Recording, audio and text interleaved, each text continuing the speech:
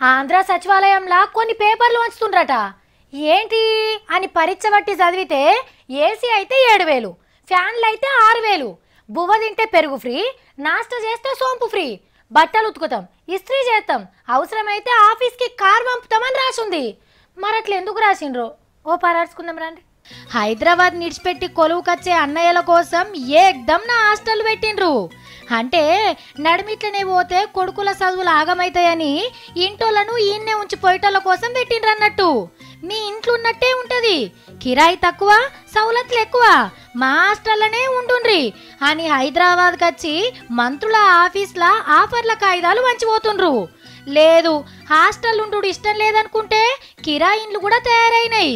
ఒకప్పుడు ఇది పల్లెటూరే, ఇప్పుడు చూడుండ్రి పెద్ద పెద్ద బిల్డింగ్లతోని పట్నం లెక్కనే ఎట్లా కొడుతుందో. ఎంత కిరాయి ఇచ్చేటోళ్లకు అంత ఇండ్లు తయారుగున్నాయి. వచ్చి పాలు వంగించుకునుడే ఆల్చమట. ఎక్కువ మంది ఉంటే సపరేట్ బస్సులు కూడా నడుపుతారట ఆఫీస్ల దాకా. 5 రోజులే ఆఫీస్ కాబట్టి శుక్రవారం పొద్దు మీకు బస్ ఎక్కితే శనివారం పొద్దెక్కక ముందే హైదరాబాద్లో అడుగు పెట్టచ్చు. 2 రోజులు ఇంటోలతో నుండి మళ్ళా బస్ ఎక్కితే టైంకి ఆఫీస్కి పోతారు. ఇంత మంచి సౌలతులు ఉన్నాయన్న మీకోసం చంద్రాల సార్ని కష్టపెట్టకుండా ఖుషీతోని వండ్రే.